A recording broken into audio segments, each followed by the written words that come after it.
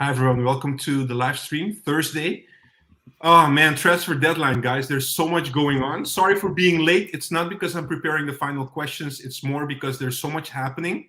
And actually, we're still one person short, a new guest from the States, Andrew, and he will join any minute. So we will see when he comes, and then you guys can also get to know him a little bit.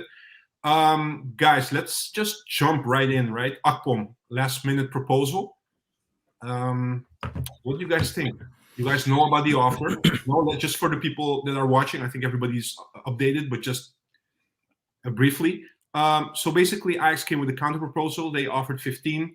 Ajax said 17. They said, okay, but we want some. We will buy him if we stay in the Premier League, if he plays so many matches, etc. Basically, Ajax said, okay, but we want the minutes or the amount of games that you guys are playing to be less. And we want to guarantee, no matter if you relegate, yes or no, we still want you to buy him. That has been declined by Forest. There are two pieces of the equation here. First of all, let's start with, do you guys believe at this stage we should sell him, let alone, or do you guys think it also has to do with the offer? Let me go to you, Luke, first. I think the money that they want to pay at the end of the deal, for example, they said they quoted 15 million, right? Or so.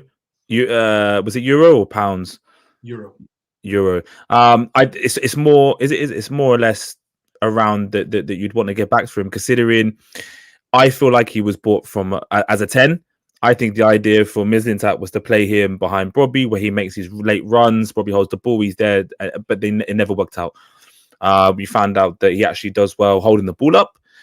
And unfortunately for him, Bobby has hit this vein of form where he's just untouchable at the moment in terms of that. He's the first or second name on the team sheet as far as I'm concerned, right? So it's just one of those things. For me, I would sell him now that Rijkhoff is signed, which is officially, if those that are watching haven't seen, got announced recently. Now we've got him in. I think you can sell. The other part of the equation as well, which I didn't mention, is it seems also like Akpom wants to leave. He doesn't want to sit on the bench because now at this stage we know Brobbey is first striker and he will stay as a first striker. Papi, what's your opinion about this? Yeah, for me, it's very simple, Juan. I want to reach that top three, and I cannot reach that top three with one striker. So I don't think they have a plan B when they sell Akpom because it's transfer deadline. So what? Rijkhoff is going to be our second striker? I'm sorry, I don't see it. He's not ready yet. I think he's more for still young Ajax, and then maybe next season. Bergwijn is not even playing well on the left side, so let alone putting him on the striker position if something happens to Brobbey. So yeah, for me, it's all about reaching that top three and reaching Champions League for next season. And if you can get now 60 million for him, you will get it in the summer. For me, don't sell him. Super sub, he's scoring. If we need him, he will be there. Yeah, I believe also I saw a tweet from Jose de la Verde, who's always looking at the things from financial perspective. I think he said that 13.9 million, that number, that will be a break-even number. So everything above that number would be profit, basically, on Akpom. All right, so you're looking more at the sportive aspect of things, Papi, which makes sense. My question is also like, look, it's not like, I don't feel like it's a chance, is a missed out opportunity, Luke, because even if we don't sell him now, surely there will be another Premier League club in the summer knocking on the door again and wanting to buy him, right? Absolutely. But it's harder to sell in January, in my opinion. People or teams, sorry, they demand more money because it's mid season. So if a team's willing to pay 15 million for him, for example, or around that number, potentially, then I think you have to look at the numbers and the money that we've lost of some of these players. Try to get back what we end up spending in the summer with Mislintat, which ultimately seems like it was a mistake. The thing is with Akpom is he was good. He is good. He scored goals, absolutely, and he still does score goals when he plays. But he's not going to want to sit on the bench for long. Like you said, he wants to leave already, all right? Because he knows that Brobbey's in just such an amount of form. What can you do? Do you keep a player here that doesn't want to be here and there's an opportunity to leave, and then he doesn't play to his full potential that he has been able to? Or do you cash in now and then take the risk by playing Rijkhoff and see what he can do? For me, we always talk about giving opportunities to players. This is another one of those cases. You don't know if you're going to get enough opportunity to sell him for that amount in the summer. It might be less. It might be 7 million. You don't know. No one might want him in the summer, right? So, you know. Are you both surprised by the position of Ajax in this, in the sense that if it's, I mean, they're looking for a little bit more money, but it's not that much more, like 2 million, but more into like they want to sell him if they know he's going to be sold, right? If it's a buy option, mandatory buy option. Are you guys surprised that Ajax is willing to do that at the last minute as well? Or do you feel they're also being forced a little bit by the position of the player? For who? For me or Yeah, Papi? I mean, I know my Yeah, answer. yeah. The media has been since day one always blaming Mislintat and the players he bought, but we never discussed the players that we bought under Van der Sar the season before. So I guess if we want to believe the media, it's first all these players that Mislintat bought are not good enough, and they're just sorting it out as soon as possible, restructuring, rebuilding Ajax. But the players that have done well, Akpom, in this case as a super sub, why let him go so easily? We need him, and we're not going to buy anything else. And Rijkhoff is a talented player, but definitely not somebody that we can count on already to get us over humps in difficult matches. You feel it's a risk if we sell Akpom now, basically? Absolutely, and the money. Even if we get less money in the transfer window by selling Akpom, we will maybe have reached Champions League money or Champions League spot.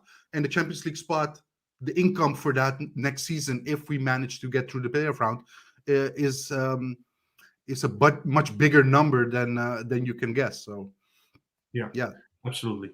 Final say on this one, Luke, from your perspective, or you're okay with it?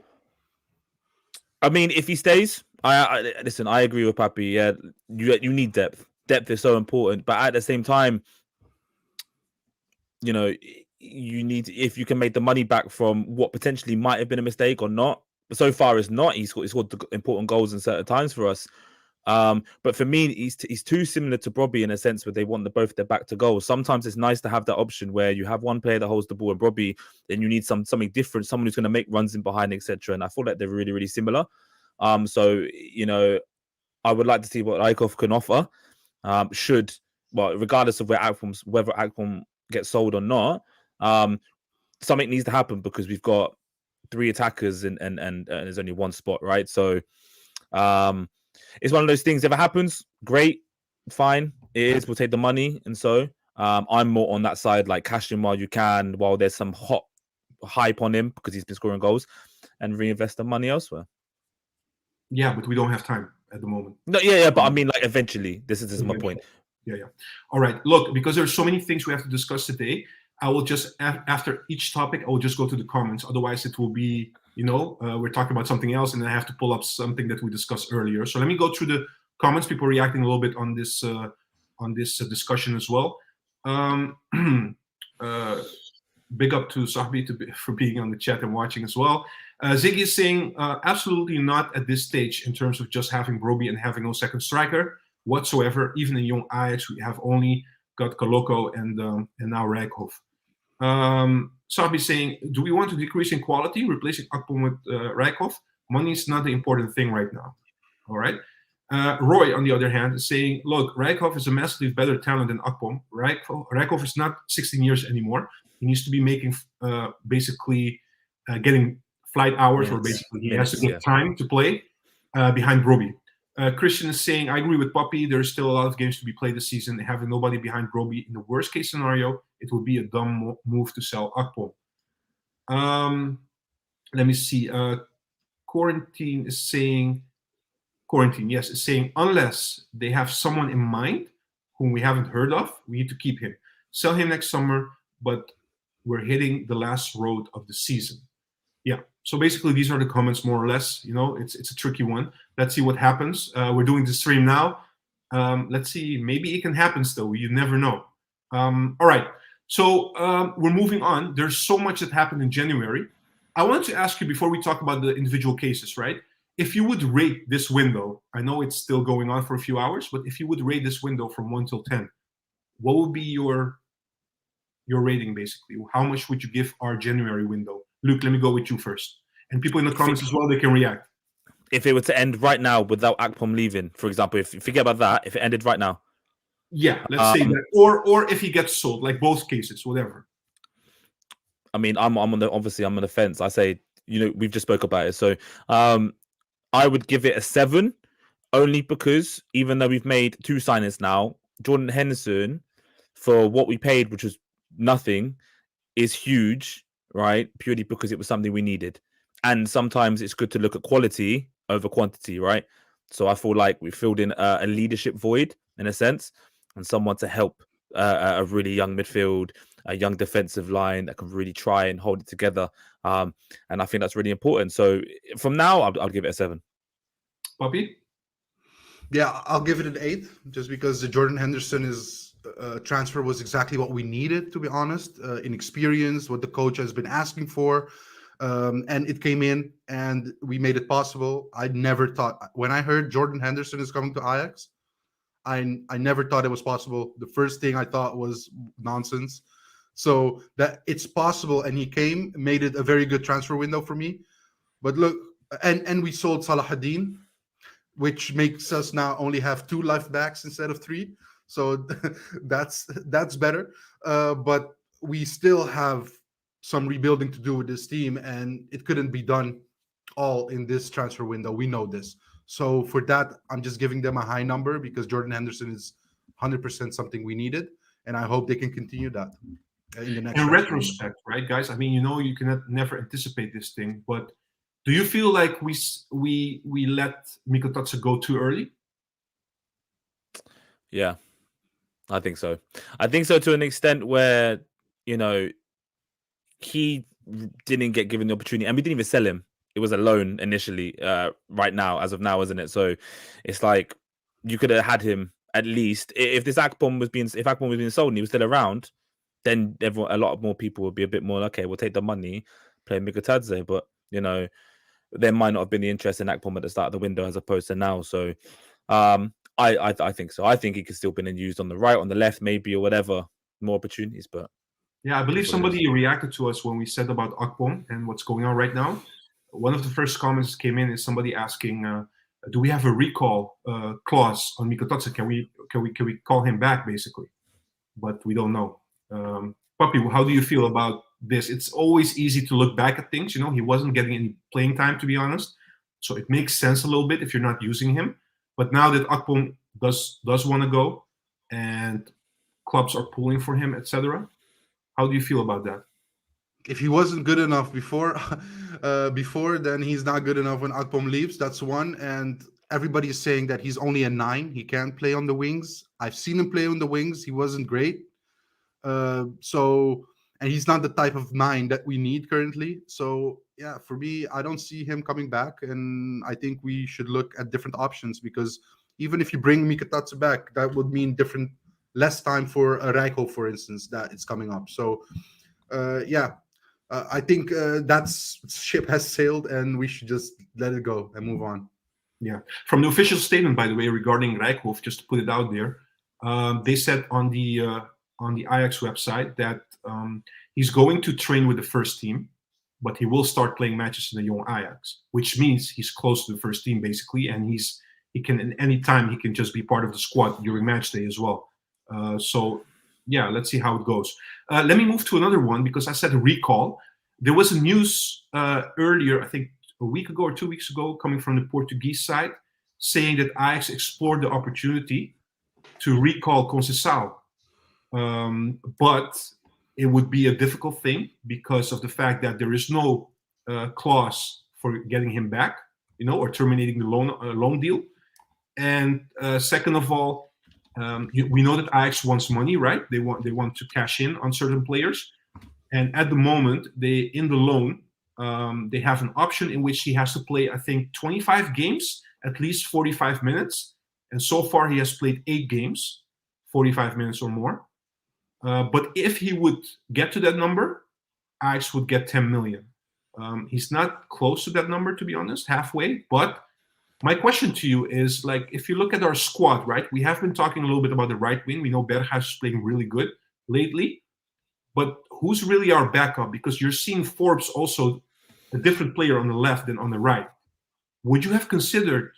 I mean, maybe it was not possible, but would you have considered, or do you understand Ajax has thought about the idea of getting Conceição back?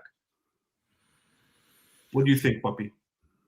Yeah, I think it's very logical. I mean, if you look at John van het Schip and the substitutions he's using, I mean, for the right wing, he's using Banel. We all know not Ajax level yet, you know, for the first team.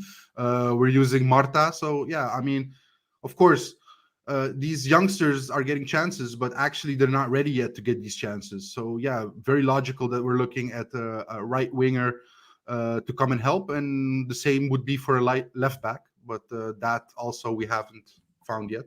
So I guess that's for next transfer window. But still, we're giving time to players that might not have had the best young Ajax experience and still getting minutes. And that's not what you want in a club. You want in a club that you're giving it your all at young Ajax and you deserve your minutes in the first team. And that's not happening at the moment. Yeah, nice bridge to Misehouy. We'll talk about that in a bit, by the way. Luke, what's your opinion about the Conceição news that came up? Were you surprised by it, or were you like, no, I mean, I understand? No, it makes sense. It makes sense because you see the kind of impact that Forbes can have sometimes when he comes off the bench, the pace to get down the wing. And Conceição, whenever Chico played, he always looked like he was dangerous to an extent. It was always that final ball that we questioned at times where it was finishing or crossing the ball. But it makes sense to try and get your own player back, you know, but then you kind of cripple yourself when you don't put a callback clause in anyway. So, you know. And then at the same time, it does make sense that they try to put a figure in to sell him also, you know, because you either take him or you sell him, you know, rather than him being at loan all the time. So it makes sense that they try to do either or. And I wish he did come because we need right wingers, essentially, rather than, like Papi said, like Banel, not ready, etc., etc. But, you know, we see what we tried. So I have a question coming from Ziggy. So, Papi, would you consider El Ghazi if you could get him on a free transfer, knowing that we have no decent backup? There was a news also, I think, from Pontelic podcast, they said. Correct me if I'm wrong, guys, but that he offered himself to Ajax, but Ajax refused, basically. What about that, Papi? You can answer that question if you want. No, then I'll rather give the minutes to Banel because, to be honest, I don't know the level of El Ghazi, but the last couple of years he hasn't played on a very high level. I remember the Babel loan we had didn't amount to a lot anyway. So I'm not really a fan of loan options. He could help us, but I wouldn't do it. I wouldn't just do it now. No. I also read after that because there's a case going on, right, between him and Mainz, I think, regarding what happened. So that would also be a risk. I'm sorry? That could be a risk because he's yeah, exactly. Brandon, yeah, we hear that a lot. Dolberg will always have a special place in our heart, but I honestly doubt whether we will get Dolberg anytime back to Ajax. I think his level dropped off a little bit over the years. Guys, a couple of other names, right? I have to go through them quickly. Let's start with Rijkhoff. We already talked about Rijkhoff, but are you guys happy with that? Basically, he left to Dortmund, left the academy, went to Dortmund. Now he's back. We're paying a bit of money for him. There's a resale clause. It will be 1.4, maximum 2.5. What we're paying for him. It seems like we don't know how it will pan out, but it seems like we're doing the Brobbey thing all over again. Or does it feel different for you, Luke? It feels different because there's not a lot of money Mm-hmm. in hindsight. Mm-hmm. You know, but at the same time, I think Van Schipper's come in. He's highlighted what we need, brought in Henderson, which was a big gaping hole. I think he deserves to have a little bit of trust in bringing a couple of these players in. If it's him that's been doing it, you know, it might be. The problem is they might have wanted to bring him in. Akpom's in front of fuss. I want to start more games. You have someone like Rijkhoff, you might be happier playing as a second striker behind Brobbey as opposed to Akpom. And then we'll just wait and see to see how he can impact games eventually when he comes into Ajax 1. Papi, what's your opinion? Quickly. I don't like the precedence it's setting. Broby, Rijkhoff being bought back, but that's the only thing I'm unclear of. Is the reason that they go is that because Ajax is being cheap and other clubs are paying more, and then we buy them back for even more money? So actually, if Ajax would have been less cheap in the beginning, would they then leave? That's kind of the thing that goes around in my head. Like, why aren't we unable to keep Rijkhoff, and why would he want to come back after one season Dortmund? Like, that's the only thing I'm like, okay, now he wants to come back to Ajax. So actually, he enjoyed his time at Ajax, but there's a different element there. Maybe he's getting more money now than the contract he was discussing a season ago. If that's the only thing, then maybe Ajax should also be more careful with letting these youngsters go. You know, pay a Yeah, little but bit more. this I is don't know. tricky. No, but look, this is tricky because what you're saying, I understand. Probably at 16 years of age, he left, I think. So probably he got a better deal from Dortmund. We don't know, but it looks like it. But the thing is, though, that the story is that he could have signed an extension with Dortmund, but he refused, basically. That's one. Second of all, he had more options than only Ajax to come back, but he wanted to come back to Ajax. So he deliberately chose to come back to Ajax as well. Even if you look at the whole process, how it went, our supervisory board waited until the very last moment to give a green light because they wanted first to sell somebody, But eventually they said, okay, let's go with it because otherwise probably we'll miss this transfer. So everything went through and we signed him on the last day. But even so, they waited until the very, very last day, right? Until today. So he was patient about that as well because he really wanted to come back. Yeah, but my point is more like there is love for Ajax there. But why couldn't we kept him the 2 seasons ago? So there must be something we're doing that's not giving them enough motivation to stay at Ajax. I don't know what it is, but that's annoying me a little bit. Now, about player Rijkhoff itself, I went on YouTube, did my compilation thing, just to check why everybody's so crazy about him. He seems to be like a real finisher, like prolific striker. knows how to pick a spot in the box, always there to do the tap-ins, etc. But I couldn't find the best highlights, to be honest, so I couldn't find much. He does seem like maybe a Huntelaar type. He is kind of tall, like 183. He has the length, the body. So let's see how it goes. But I know a lot of people are very positive about this. They have followed him when he was at young Ajax and saw him grow. So that positivity is giving me hope. Luke, are you happy with this transfer? I'm always happy when a young player gets signed because, I'm a big fan of developing youth, regardless of where they come from. They come in young and you nurture them and you help them and they end up making a name there. I'm always happy with that. I can't say I've known him too well. I haven't done the whole compilation thing yet that Papi's done. So we'll have to wait and see, and then I can make a judgment. All right. Quickly on the comments about Rijkhoff, Ziggy is saying, I like the Rijkhoff transfer. The only thing I don't like is that you give the youth players this way a signal that they always can come back after an early money move. And this need to stop, basically. So basically a little bit also what you said, the precedent that we're creating, Papimento. Roy is saying the reason Rijkhoff left was perspective. He left when we had Haller, Broby, and Tadic as options as a striker. And then we have Ziggy asking or reacting to me, but Juan, this is a common thing of Ajax. Look at the other guy who left to Sevilla, Idumbo, and there are more guys who made the same move back then. True. I don't think it will ever go away, Ziggy, to be honest. This is just part of the academy, of the way things are going. We'll talk about Misehouy in a bit as well, which is of the entitled generation. Yeah, entitled generation. I don't know if it's that. It's been going on for years. I mean, even 10 years ago or 20 years ago, probably will happen in 10 years as well. All right, so gladly to introduce, guys, our newest guest, Andrew Layton. Let me just add him quickly and ask him quickly also on his perspective regarding Rijkhoff. Hey, Andrew.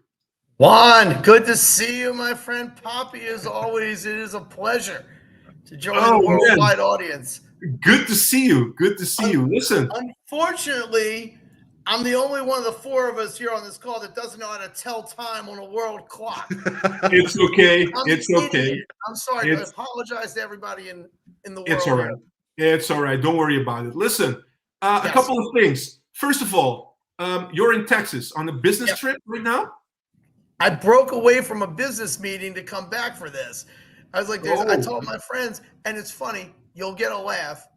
The person I was meeting with, basically, he's been to the arena.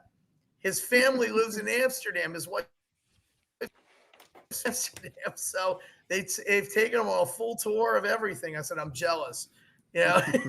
But I'm in Texas today. Yes. Perfect. Okay, so this is not your normal setup. Just for people who know this is not your normal setup. So you're on the Wi-Fi right now. So there might be some issues. People have to bear with us a little bit when you talk.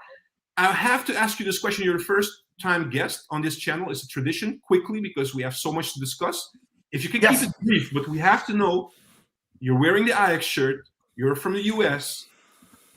Yep. How did you become an Ajax fan, man? Explain that to us a little bit. Real simple. I traveled to the World Cup in 1990. I was traveling through Europe. I ended up on trains with lots of fans from around the world. When I came back, I went from knowing absolutely nothing about football to reading every magazine under the sun. When I came back to Washington, D.C., where I lived, ESPN at the time was showing Eredivisie games during the afternoons. And I started to watch, and I watched this young man, Finity George.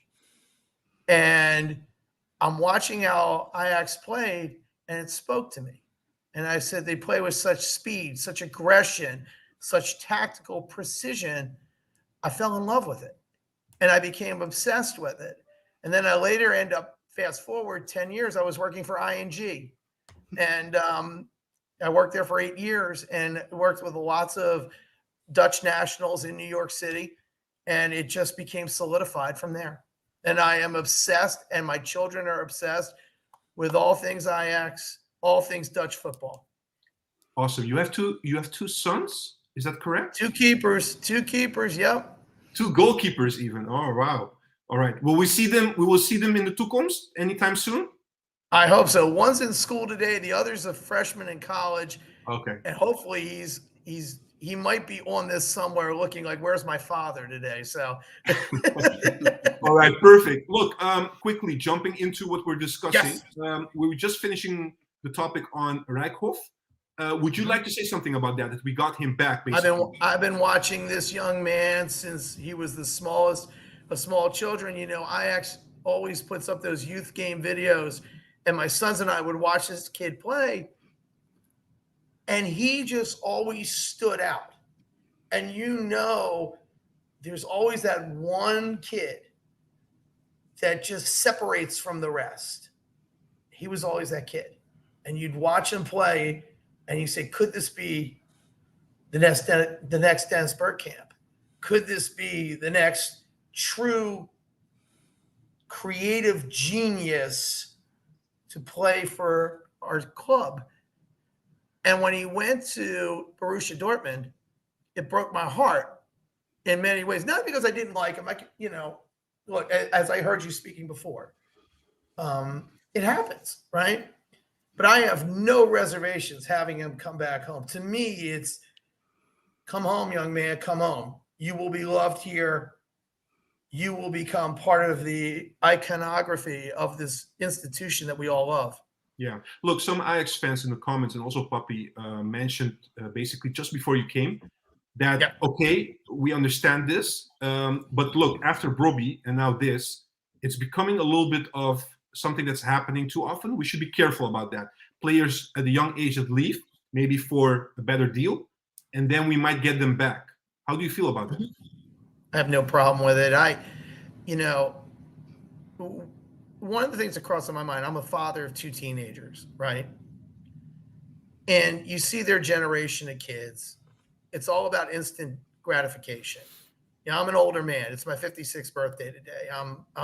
Happy birthday. Congratulations. Happy birthday, Thank you, brothers. bro. Thank you. Happy birthday, buddy. I'll be the oldest guest on this broadcast. Look about 32, man. Don't worry. but you know, I also learned from being a dad. My kids make these sort of mistakes in judgment, and they don't have to do it in the public eye. True. I mean, we're talking about kids who are 16, 17 years old. Most of our kids, they do it. The only people who see it are mom and dad. When these young men make decisions that maybe turn out to be not the correct move, millions of people see it. Yeah. And it's sad in a way, right? Because it's not a normal childhood, teenager thing. They have to think more as adults, and they're going to make mistakes, and they're going to get criticized. And I'm willing to forgive and say, look, you're welcome back. You are welcome back. I have no issue with it whatsoever. And I think we're just, as you pointed out, Juan, before, you'll see more of this, but I do expect many of these starlets to come back. I do. All right. Clear. I also said basically I don't think this will stop. This will remain. It's just part of the business of football. It is. Look, let's move to Misehouy, guys, because this is also a little bit disappointing, I think. One of the biggest talents at the moment, of course, in the academy. Look, Ajax has been working on a deal with them for months. With them, I mean the agent and Misehouy, of course. Misehouy always has been saying that he wants more perspective. He wants more playing time, maybe more chances at the first team of Ajax. He knows what he can. He really regards himself as one of the better players. He knows he's a very good player as well. So he has this, how do you call it, like what we like to see in Ajax players, young Ajax players, like confidence level, bravery, these kind of things. We love that. But he's also showing that in the negotiations. And to a certain extent, Ajax is, like showing that, okay, we really want you. The contract is pretty decent in terms of what they offered him. And he also said in an interview that he knows that he has to prove himself. That's not the problem, but it doesn't seem for him that there is a clear-cut plan for him laid out. And that's what's missing. That's the story. Okay? So I'm just telling you what I'm reading, or what we're reading, basically. So fast forward, latest news is that Ajax is done, basically, putting energy into this whole situation because the Misehouy camp has been stalling for a long time. And not only is he not allowed to train with the first team, he's also basically excluded from the matches with young Ajax. So practically, he can only train now with the young Ajax team, and that's it. Let me go with you, Luke. What's your position on this? Do you understand Ajax doing this? I understand both to an extent, right? Because at the end of the day, it's his career as well. So he has to, I understand if he wants to make sure that there's a plan in place. But at the same time, I understand that why are you going to continue giving him minutes in young Ajax, etc., when he doesn't want to be here? Well, he says that, but when he hasn't even signed a new contract, so essentially doesn't want to be here, right? It's like these players now, they're so self-entitled, in my opinion, right? They all, it's quite bad. They see Hato, and Hato came in in a moment where we needed something, right? And he's turned out to be a phenom, unreal at his age. Now, you get one of these like every 15 years or so, once in a generation type of player, right? To be that young and be so good. But then the problem is they see players like that. They see players like Mbappe that have come in at such a young age and make a difference. And they all think they can do it. Gravenberg went at such a young age because, he felt like he was better than he was. And now he's got that opportunity at Liverpool and he's starting to play well, right? But, the grass isn't always greener on the other side. I don't know if you use that saying in the Netherlands, but it's not green on the other side, right? And sometimes it's about getting your head down. And Ajax have been around doing this thing for so long, you think they'll know what they're doing to an extent with the young players, right? Trust your club, sign it, trust it, and then if it still doesn't work out after you sign it, then you start having those conversations. Like, I thought this was his plan. When can I move up? Ultimately, if they don't think you're ready, they don't think you're ready. And at the same time, that armour field is stacked now. So where's the opportunity going to come in for? You're going to take minutes away from Voss, who obviously. Ajax feel like he's more deserving of a place in Ajax 1 at the moment, or did before he got injured.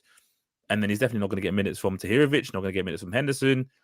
There's currently not a space for him. I think, even if he were to play as a 10, Hillinson's been playing really, really well. Hard to drop him as well, So, and I know he's not saying he comes in and starts every game, and I believe there should be opportunities for him. But if they don't think it's your time now, then it's not your time. You need to get your head down, work hard, prove that you can dominate and keep dominating in Young, and then eventually you'll get your opportunity. But he doesn't see it that way clearly, and I think also his agent is also because he's got a new agent now, I believe.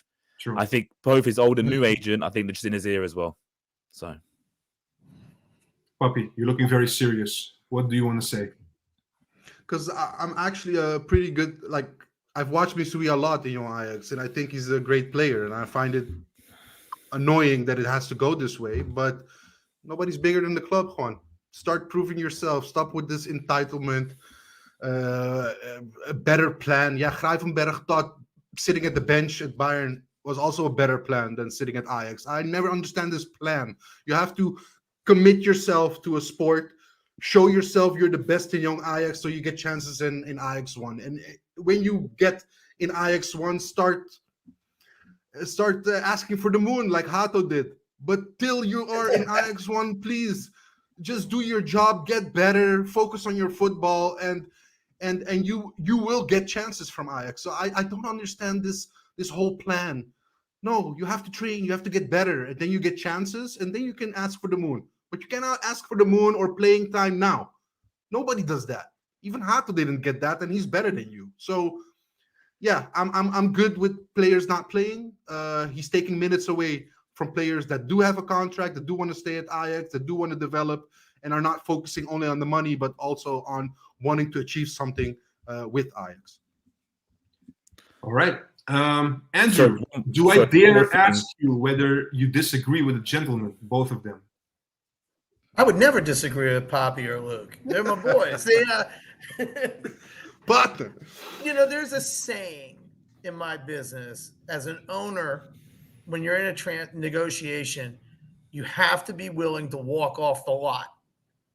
Meaning, look, sometimes you have to force the issue by walking away and making the other person realize, wait a minute, I don't have all the negotiating leverage here. In Misehouy's instance, I don't think he has a heck of a lot of leverage here. He thinks he does, but I think he's finding out. We're going to find out real quick. He's not Hato. The reality is, I do think he will ultimately resign. I think, but to what was said before, prove it. Because once you prove it here, you prove it on this stage. Look at Frankie de Jong. You look at Mathis de Ligt. Look at Gravenberch. Look at all these gems of the system that have become major international superstars using our club as the launching point. There's no reason for him not to sign that contract. He's a fool. And I think by changing agents, Panavi is, he is a mega agent. I think he probably realizes it too. I think this is trying to get the last dime out of the club, honestly, at this point. All right. Yeah, it can be that case. We don't know for sure. But then they have to basically do the effort now, their camp, this weekend. And because they took their hands off this whole situation and they're like, okay, we've done enough now. And can I just add something to this? Because I think if Misehouy would have signed sooner, he would have also gotten minutes in Ajax 1 earlier this season, which didn't happen because he was still in a contract situation. So for me, he's just holding up his own progress like this. Yeah, good point. Totally agree. Yeah. Any last things about Misehouy before we go to something else? Yeah, one more thing. Sure. Hillinson done it the right way, in my opinion. Didn't hear anything, a peep out of him, worked on it, his graft, and then got the opportunity. So, yeah, that's it. That's the ideal scenario, right? Is my connection going a bit funny, by the way? No, you're good, man. No, I think it's okay. It's lagging on my screen. It's like delaying on my screen slightly. I don't see it here. Are we delaying on your screen? Yeah, you guys asked just briefly, all three of you though, so I think it's me. I'm gonna back out one, and then I'm gonna put back in. Sure, but you look fine for us, so it's okay. It's just I can't hear you properly. I'll be back in 1 second. Sure. All right. Guys, let's move to the next topic. If people want to react, of course, go ahead. I want to talk about the Bergwijn interview. He has been asked so many times, about his captaincy. So, like he wearing the captain's armband. Sorry. Just adding Luke back to everything. 1 moment. All right, switching back. Here we go. All right. So, Luke, we're talking now about Bergwijn and the interview he gave this week about a couple of things, but one of the things was, of course, the captaincy armband, what people expect from him. He's basically saying, look, a couple of things to highlight, right? And I just want your reaction on what he said. He said, like, first of all the noise, from outside people or people that just watch him from outside, they're not close to him, etc. It doesn't bother him that much, to be honest, because he has a feeling that people are really criticizing him of being a captain because of the season that Ajax is having. So we're having a bad season, and then one of the first people you look at is the captain, and that's how he feels. A couple of other things he said is that he feels like there are more ways to be a captain. A captain doesn't have to be the first one in the club. He doesn't agree with that. That's very, it's very cliche. Basically, that's what he said. If I come at 7 o'clock at the club, what am I going to do? It doesn't work like that. He also said, I'm not that type of guy that does, the coaching, that I shout to other players or these kind of things, or how do you call it? Like I show them where to go or these kind of things. I'm not that verbal, basically. I do it my own way. I'm a different type of captain, but I do talk to the players, but I do it differently, etc., etc. So he was pretty much defending himself as being the captain. I do feel, from my opinion, I do feel that we are exaggerating a little bit into the fact that he's a captain and he got the captain's armband. It wasn't, of course, he would accept it as a player, but it wasn't the choice. I think it was Stijn's choice to give him the armband, right? And then Van het Schip came, and he's not going to change something mid-season. So should we just stop, debating about him as a captain, or do you feel differently about that? Because let me go with Papi first, because Papi is very annoyed already. I'm talking about Bergwijn, so let him go first. Then I'll go with you after, Andrew. Go ahead. Go ahead, Papi. Look, Juan, look. I just want him to be the best player he can be on his position. For me, he's not the real captain. He never was. He was just chosen because our team was in such disarray that we couldn't find a real captain. But now we have Henderson. I think Henderson is also capable of leading without the armband. So just let him keep it. But all these arguments doesn't make sense to me. There is science behind team building and wanting to fight for each other and coming together and seeing eye to eye with your teammates and building a bond with your teammates. That's in history of sports. That's always been important. Coming at 7 o'clock, it doesn't mean that he has to be there at 7 o'clock. He just has to make an appointment with the rest of the team so they can gym together every day. So he can also have an overview of what other people are doing, not thinking only of himself and what he's doing, but also looking at the youngsters and how he can help them. And maybe it wasn't his choice, or maybe he wasn't the best captain. He can't do anything about that he became captain. But if you do, it comes with a certain responsibility, Juan. And you cannot just say, I do it my own way and I do it at home.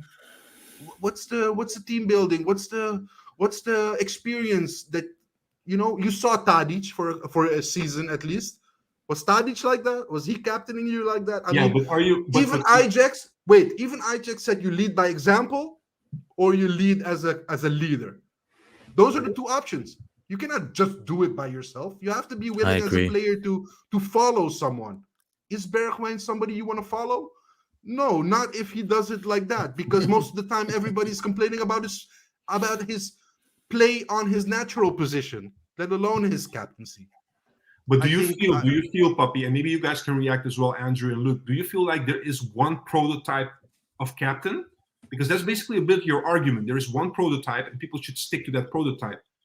And if people are different type of captain, maybe a silent captain, would you say he's maybe a silent captain we're not aware of? There's no such thing as a silent captain. What would you get for being a silent captain? Okay. The players, as a coach and as a captain, people need like a direction to look at. When they don't have an answer, they look for an answer and they look for someone to give them the answer. When I coach teams, like young players over the years, even if I didn't know the answer to something, a solution, I would act like I did, because then it still fills the players with confidence, right?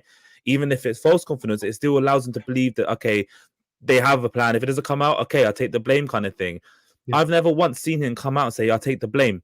Or ultimately, it comes out to the manager, obviously takes the blame first and foremost, but the manager can't be on the pitch. So then it's the captain that has to manage the team, dictate, help players. Who's helping the young players understand? Why does it have to take Jordan Henderson to come in? And okay, we haven't seen him play yet, granted, but we've heard about him and the fact that players are pressing more and they're doing different things in training. They're understanding about pressing and things like that. Why is it taking someone to come out from the outside to come in and do it within 3 weeks? What's he been doing the whole time? Not turning up at 7 o'clock because he doesn't have to. For me, you can't be a silent captain. You have to offer something. Just like Papi said, you either lead by example of your performances, okay, or you talk. And Henderson is a talker, and if he's not going to be the biggest performer, he can help with talking. Bergwijn does neither. And I know it's easy to criticize him because most fans use him as a scapegoat, right? Because he doesn't perform, and rightfully so. He should get criticized for not performing. It was big money, big wages at the time, right? And you do expect more from him, especially considering when he first joined, 5 goals in the first couple of games, and you thought it was, wow, we've hit a jackpot. He can't just come up with excuses. Sometimes you turn around and you just have to say, I have not been good enough. As a captain, I've not been good enough, and I'm trying to fix it. If he says that, I think everyone would have much more respect for him and say, okay, he's trying, he's really understanding, but he acts like he doesn't understand, Berghuis came the other day and defended actually Bergwijn as saying, like, people don't realize that Bergwijn had to play with 10 different left backs in the last 1.5 years. He did say that. Do you agree with that statement? I mean, you could argue. I totally agree with everything you're saying, but you could argue to a certain extent, how much is Bergwijn responsible for the situation when he got signed, being in this situation that we've had 4 different coaches already? Things have gone really bad as well. How much is that his fault? It's not his fault, and okay, but you can't blame how many left backs there are. Yes, absolutely, you have to gel with the players you're playing with. Okay, fine, I understand that, but look how quick it's taken for Hlinson and Berghuis to create a partnership, right? To an extent where they both rotate positions, and how long it's taken for Bergwijn to even do anything consistently in a run of games. Okay, the only thing he could do this season is take penalties, in my opinion. Right, but what about the times when there's a counter attack and he makes the wrong decision for a pass where the left back's not even involved? It's nothing to do with the left backs. I understand that the team has chopped and changed with injuries and players sold and players coming in. Right, it does become difficult. But look at the same team they've played with the past couple of months since Van Schip has come in. It's been consistent with majority of the players. What do you blame that on then? Do you understand? It's like, even Berghuis is starting to show in the last couple of games that there is still quality in his game, and he's able to get it out in one way. How is Bergwijn getting it out? At least with Hlinson, he's offering to rotate, so he's pulling players away to allow Berghuis to come in, and he's having shots and things like that. We're not even seeing Bergwijn with his touch and shot from 35 yards. We don't even see that anymore. I don't know what he brings anymore, to be honest. If anything, Robbie's the one who's scoring the goals mainly, so. And Bergwijn is getting a lot of freedom in terms of his role as well. So I agree with that, to be honest. Andrew, your position on this? Not a leader. Just not a leader. I mean, I want my captain to be a leader and for others to follow, whether it's bringing the emotion, whether it's demanding the physicality, whether it's controlling the shape of the team. You're the maestro. Bergwijn just doesn't have that in him as from a personality perspective. You see it. I mean, he adds nothing from a vocal perspective. And maybe on a older, more mature team, like where he came from at Tottenham, where you're surrounded by Harry Kane and Sonny and all these other veterans, that a more lead by example can flourish. Yeah. But for my money, when you look at teams that have truly been successful, those teams have had a Roy Keane. They've had a Steven Gerrard, a Jordan Henderson, a Frank Lampard. Pick your league. It doesn't matter. Tadic, great example, in many ways. He demanded from others. Yeah. And I mean, look, his performance may have tailed off at the end, but there still was, you knew he was the man in charge on the field. I don't think anybody views Bergwijn as the man in charge. And when you don't have somebody in charge, what do you have? Chaos. And I think part of the problem with our club over the last several seasons, behind all the changes in the with managers, with front office, with personnel, it's just further chaos that there's nobody that takes control on the pitch. Nobody. It's not him. Henderson, not only, by the way, not only on the pitch, off the pitch as well. Off the pitch too, but it started. Yeah. But in the public eye, where we, the four of us, can see it, because we're not privy to what goes on in a locker room and in a practice setting. What we see is what happens within the lines, on the pitch, in a game. Yeah. I want to know that when we play PSV, that whoever is the maestro on the field is demanding accountability on defense, is demanding that, I'll just say it, Mr. Taylor, you're going to hustle back and play some defense. You're not going to dilly-dally walking it back up the field. That's unacceptable. Bergwijn will never say that in a game. I think you need somebody out there who brings that force of personality to enforce that on these younger players, that demands a level of professionalism. Yeah, I'm really sorry. I've got an update from Romano about Akpom. It's not a big one. He's only tweeted a few minutes ago saying that Forest are now trying again for Akpom after Ajax's decision to reject opening bid. Akpom wants Forest, but it depends on the clubs. That's all he's put. But it's the last couple of minutes, so I think he'll end up going by the end. All right. So Forest hasn't closed the curtain, basically. No, they're trying again. Yeah, they're trying again. All right. Quickly on the comments, guys, and then we'll move to PSV. There's a lot to talk about. That's our final talking point, and it's very important, of course. We almost forgot that we have to play on Saturday. So Puntje is saying, question, is it smart to let go of Akpom? What happens with Brobbey if he gets injured, in case Brobbey gets sold, etc.? Puntje, actually, we talked about this in the first few minutes of the show because it was basically trending. So we started talking about that as well. If you can just go back after the show and just have a look at what we said. Basically, we covered all the questions that you had. So just have a look whenever you have time. Thank you. Jerry is saying they sacrificed the leadership that the team's missing in the hope Bergwijn would perform better by taking more responsibility, jeopardize the whole team for one player. I don't know, Jerry. I think also what Pimento said, we didn't have anyone else. I mean, who would you appoint at that time as the captain, right? It was funny. People wanted Branco van de Bomen, who we just got in, to be the captain over Bergwijn. But if you look in retrospect right now, this season, Branco barely played. So that also would have been a weird choice. But I just want to add to what Jerry said. Yeah. Like, what bothers me the most about Bergwijn is not that he's not a captain, because he cannot do anything about him being chosen as a captain. It's just how everything fell. Yeah. But my problem is that even when he plays bad as a captain, you stay in, and that's my. But that's also not his mistake. But that's also not him to blame. That's the staff, technical staff, the coaching staff, basically. Yeah, but you're not going to substitute your captain willy-nilly. So you still want your captain to play most matches and stay on the pitch if he's really a leader for your team. For me also, I think after the go-ahead game, we played 3-2. We were lucky, actually, that game, to be very honest with you, because go-ahead was really good. His interview also, you feel like, that for me was like basically a confirmation that he's not really, as a person, not critical enough. You have to be critical also as a leader, to a certain extent. You have to demand more. You guys mentioned this already. that when you hear him talk after the game, especially that game, he thought they played a good game.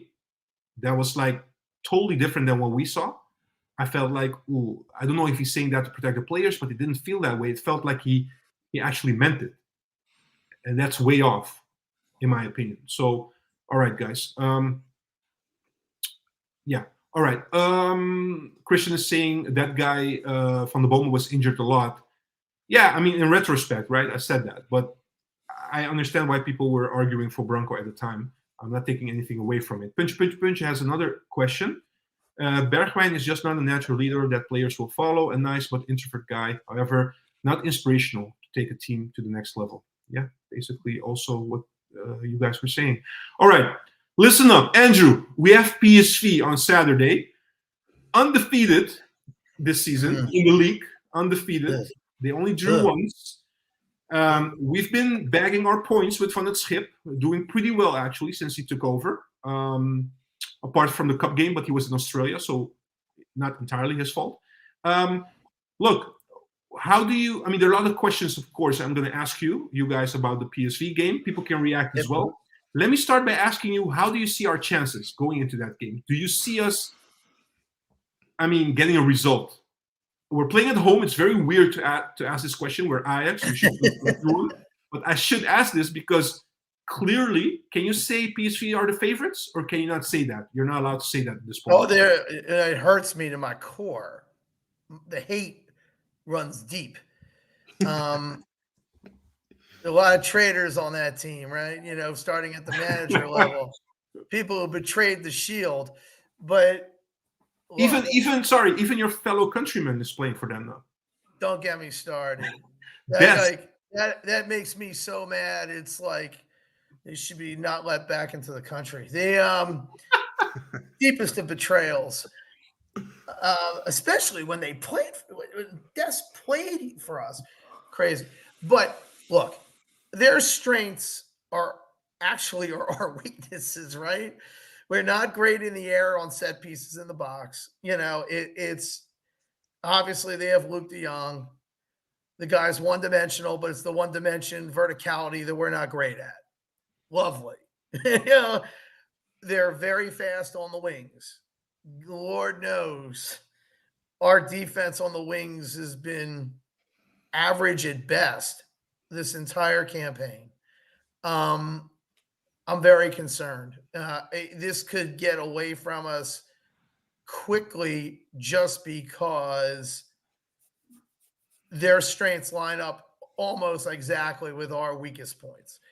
Now, that said, it'll be interesting for me if Henderson does start in this game to see whether or not he is able to inspire his teammates to hold their defensive shape, you know, to better position us against counterattacks, which I feel every single goal, it's like rinse, wash, repeat. It is the same goal over and over and over again.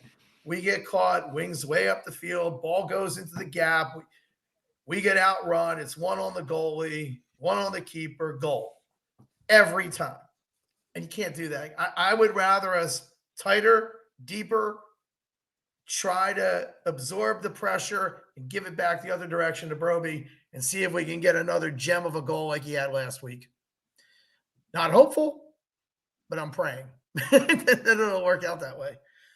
Luke, what about you? And what do you expect? What kind of game do you expect? Do you expect us to have more possession? Because Bos' playing style is also quite attacking. So what do you expect? I expect end-to-end chances, but I expect Ajax to try to keep the ball. Boss teams, they don't really like to keep the ball as such. He wants to always go forward and play nice football, but go. Direct, direct. Yeah. But nice football. Like, just if you had to look at if you look at, okay, so I'm gonna use terms I hate using, but tiki-taka could be looked at side to side. And then you could have vertical tiki-taka, which goes up and down, like forward and backwards. And I feel like his is more, let's get to the strike as quick as possible. Let's play through the middle, not use the wings, but use them for width.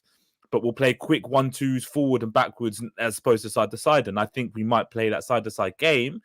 to slow the game down. Let's kill the momentum they're going to want to have because they want to play quick football. They want a quick match. We have to kill the game. They want a high tempo. We should lower the Exactly. tempo. We need to just kill it and keep the ball, you know. And I'm not saying be defensive, but let's be patient. Let's make them run so much where they get tired because they're going to want to win it back straight away and they're going to want to attack straight away. Can we keep it? And hopefully, if Henderson plays, he has that cool head that's able to get, you know, everyone calm down. Let's keep the ball for a bit. Because in football, there's momentum. And there'll be a time where Ajax will have the momentum. If they're so gung-ho, PSV, Ajax will get the ball and have their chances. And it's about, can we be clinical enough to take them when we get presented with them, right? You know, and let's hope that they don't just spam crosses all the time like they always do, yeah? Let's hope. Let's just hope. Let's just don't stick crosses in. And if they do, then we need to put someone responsibility get on De Jong. And if it's Hato, it's Hato. You know. So yeah, it's going to be interesting. I will ask a little bit more about the players, more detailed. Poppy, you're smiling. That means you're positive. Oh yeah, I am. But I wanted to start with saying that I discussed this with my colleagues at work, and everybody thinks that Ajax is going to get trashed by PSV. So. But I don't have that feeling. I think it's going to be a high-scoring game, but it might be a 4-3, 3-2 for Ajax. Something. Oh, you're already giving us the prediction. That's good. Yeah. I'm going to continue with that because I think, you know, PSV, Noah Lang, I think is injured. Saibari is still with Afcon, busy, I think. They got eliminated, so I think he's back. Veerman was injured. I don't know if he's back, but that was a crucial element for their midfield. We saw PSV play last week. To be honest, if the opponent had a little bit more power up front, they could have lost that game. You're talking about Almere City, basically. Almere City. Yeah. They weren't having a fun game. I mean, they won it, but that's because the lack of quality at Almere. But Brobbey is not lack of quality, and I think both teams have a defense where it's not being questioned enough. And both defenses are going to get enough questions this Saturday. And let's see who holds up. But I'm not convinced that PSV has a much better defense than us because nobody in this league is really asking questions on the defense. And we should this Saturday. Yeah. All right. Let me go with another question. Starting 11. How would you guys play? Luke, let me start with you. The best way to there's a question also from Jerry. Would you guys start Forbes this match with the space PSV leaves behind them? It would make sense, but no, not for me. You know, for what he offers with speed, he lacks in other areas currently, and it's just his development. And give him minutes, not start a game like this. You saw what happened when Guy started against Feyenoord, man, chaos. So you don't want to put that kind of pressure on a young player again. You want to learn from those mistakes, right? For me, you have to keep going with consistency with the same lineups you have. The only one I would change would probably Mata. I'll probably put Sosa there. Just because he is a left back more than Mata. But Hlinson's played well. Oh, yeah, and also, obviously, I would start Henderson over Taylor and Hadzihovic in midfield. But other than that, I think Hlinson's played well, deserves to keep his place. Bobby's the animal that he is, but the Ballon d'Or winner 2026, all that good stuff. So, I think we'll maintain the same lineup. Whether or not Henderson will start, I'm not sure. I would like him to. It depends how fit he is, but I would definitely start Sosa ahead of Mata. Who will be your right back? Oh yeah, of course, because Sutalo's still injured, no? No, he's training. Is he training? Would he start? Do you reckon? He's back. If he's fit, I would start him and Wrench will go right at the right back. Okay, for sure. Jonathan Layton, I think Andrew's son is also in the chat. Hey, here we go. Here we go. He'll have comments. Well, Dad, you can answer this question too. What will be your first 11? Oh, Forbes is not starting for me. I like him. I think he is a great change of pace or accelerator. Still needs to mature on the pitch. But I think you go with the standard front three. I love Hlinson. I think his vision on the field is unmatched for a young player. Yes, he's overrated, according to my son. I hear you, Jonathan. Wait till you get him one. He makes me look shy, quiet, and introverted. Henderson has to replace Taylor. The 8 has been our weak point all year. I often feel as if, and Poppy's gets my venting a lot. I just think that nobody has ever really pushed him to defend. And to watch him lagging the play or giving up on the play in the midfield has been a real thorn in our side all season. I like Tahirovic. Yes, he's been up and down. But when he's on, he is so disruptive in the middle of the field. I like what he brings. Does he need to mature more? Yes. Does he need more experience? Yes. But he'll get there. Backside, look, I worry. The outside backs are where my concerns are. Do you have Sutalo back in the middle pairing with Hato? If so, they have to pair together. You move Rents out to the right, and I'm playing Sosa out on the left. The Guy is not getting on the field. Martha not getting on the field. If I see either of the two of them, I might just go hide somewhere. They're not ready for what they're about to be hit with. Yeah, I already have a couple of questions. You guys know I like to ask more questions. Actually, for you, Andrew and Luke, but I just want to give a chance to Poppy also to mention his 11, and then I will ask you all the question. I'm just wondering if Poppy has the same as what you guys have or has a different opinion. So your 11 quickly, Poppy Mento, before I ask the questions. For me, if Bergwijn wasn't the captain, I would play Forbes, but he's the captain, so leave him on. Hlinson can stay, Taylor out, Henderson there, Tahirovic 6. I would play, actually, I know it's weird, but Sosa doesn't even win the battle from Marta. So what I was thinking is play Sutalo next to Hato, put Rensch on the left back, and maybe play Goyer on the right back, because that was actually one of my questions as well. Wouldn't be, I already mentioned this to you, Luke, when we did the game talk last weekend. Wouldn't be a bad idea if Sutalo is back to put Rensch on the left side. Could be. I mean, Goya's done okay. He's done. He hasn't done anything crazy bad like Guy against Feyenoord, etc. Or do you feel keeping Goya at that game is also a risk, in your opinion? Yeah, for sure. The thing is, you don't want to put too many young players in there because of the atmosphere. When it comes to rivalries, form goes out the window. You forget about everything that PSV done to an extent all season, and it comes down to that game because the passion and the drive and the fire and everything that goes into a derby that's all it's about. I had to go in and win 4-0, just say, because it's a derby, because you have that desire to win every single ball, right? It's the same as if it was away. PSV will be fired up because it's at their stadium, because it's the arena. We're going to be fired up to do well. I think maybe the occasion might be too much for the young players, hence why I stuck with the players that I know that have played in those games already. Yeah. How much would you guys be surprised if Van het Schip would start Marta again on the left side?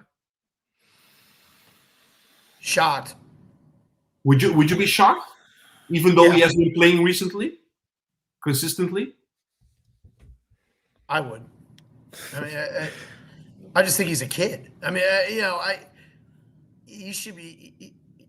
To me, he lacks the physicality and the game sense to play in a game of this stature at this point. Yeah, I'd rather have a veteran out there, personally. Yeah. But, if Marta is winning the battle with Sosa, then is it wise to put Sosa on? Yeah, but that's not. I don't even know his level. That's not entirely true. Hold on. It's not entirely true, Papi, because he was injured as well. Sosa was injured for a few.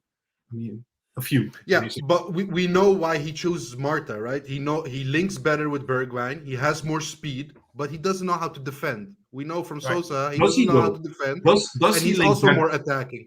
But does he link better with Bergwijn? I haven't seen it, to be honest. That's the only reason I think he's getting more time, because he's overlapping over Bergwijn and he's giving him more room and space to go central. I would say. Do you not think that he's playing more because he's got more speed, is able to get back quickly? Is that, do you not think that's why he's playing him? I don't feel Marta gives us more attacking than Sosa does. No way. Sosa at least has a decent cross or a good cross when he comes forward. You know, Marta doesn't basically add much. I think also tactically, he's been instructed to stay a little bit at the back. I think deep down, naturally, he wants to go more up front, but he doesn't do that because he's instructed to be a bit more defensive. But I also feel like the mistake, one of the things that happened, we talked about this last game, you know, the mistake that the Hato made, first goal that we conceded. Was it the first goal? It's helping actually Marta. Yeah, he has to help out Marta so many times that he's running out of position from the center to cover him on the left side. That's how I felt the goal was conceded. Although it's Hato's fault, don't get me wrong, but it feels like he has to compensate the whole time for Marta being out of position as well. Anyways, all right. So you guys would be very surprised if Marta starts again on Saturday. I would. Yeah. All right. Another question I have for you guys. Maybe some people can react as well. How do we stop Luke? Luke de Jong. Not Luke here, Luke, but Luke de Jong. I'm not playing, man. sorry, bro. How do we stop de Jong, guys? I mean, tactically, what's the thing we have to do? Luke, go ahead. Go first.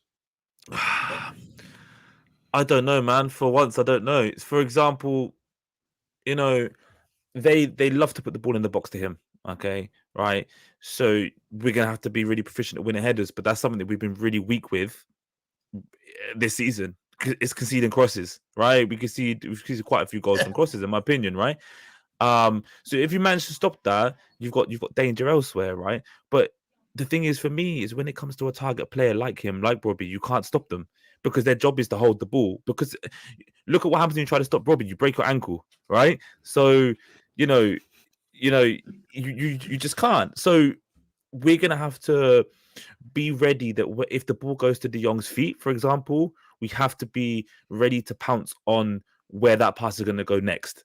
Yeah, so we need to be smart about our positioning and think about, okay, well, they want to play to his feet. He wants to lay it off to maybe, someone who's a bit more advanced, like an 8 or a 10 or something. Let's pounce on that and let's make it so he has nowhere to go. So then you're able to win the ball, because the reality is he's not that agile. He can't turn that quick, right? He's obviously going to hold it, win flick-ons or lay the ball off. So we need to cut off the options that he has and try to suffocate him at the game. I don't think we can afford to change anyone or put anyone in a specific position to stop his threat, because they've got danger everywhere. Would that justify more also playing Tahirovic and Henderson to cut off the lines towards him, although he can be reached as through the air as well, but on top of anything, second balls.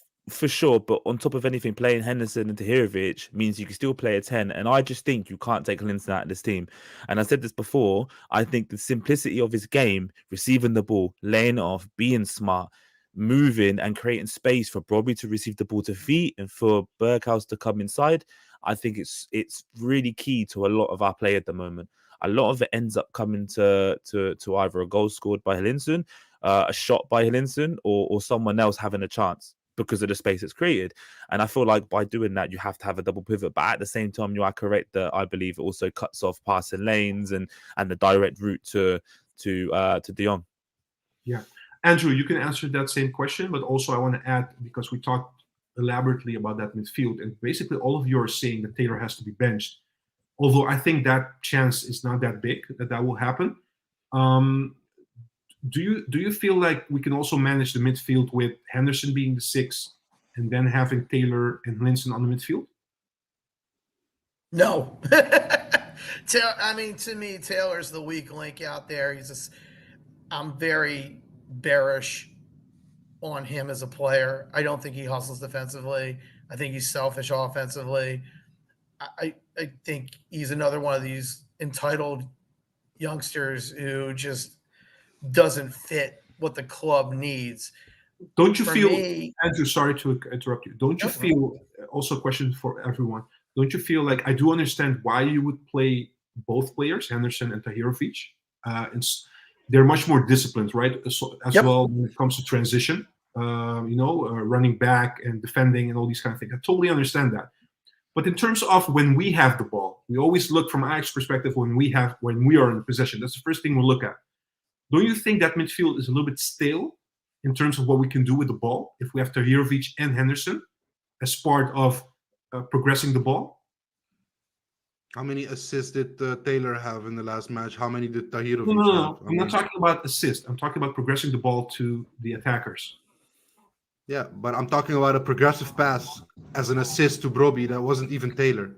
And how many assists did Taylor give in the last couple of matches? I mean, even from his creativity and attacking point of view, he's not delivering what we expect from such a creative player with two amazing feet.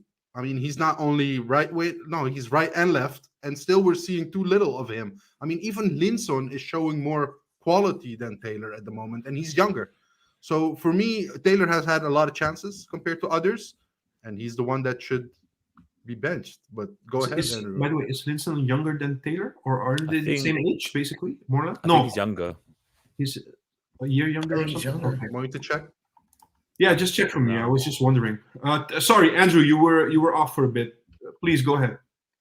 No, I would just say that, look, I not a fan, never been a fan, will never be a fan until he gets his head screwed on straight. And I do think the way you deal, for me, bully him. You bully him. You know, this is where I'd love to have Edson Alvarez right now. You know, put the body on him, knock him on his butt. You know, let him know you're there. Get in his head. You know, let him know this is going to be 90 minutes of hell for you out here on the field today. And, you know, if you rattle him early and set the physical tone early, I think it could unnerve him. I do. I don't view Luke DeLong as a mentally strong player. When I've watched him on the national team, he tends to disappear for long stretches because I think he can be pushed around and I think he can be bullied. So do it. I really hope that Henderson can start because I'm pretty sure that if he starts, within a few minutes, he will make a statement one way or another.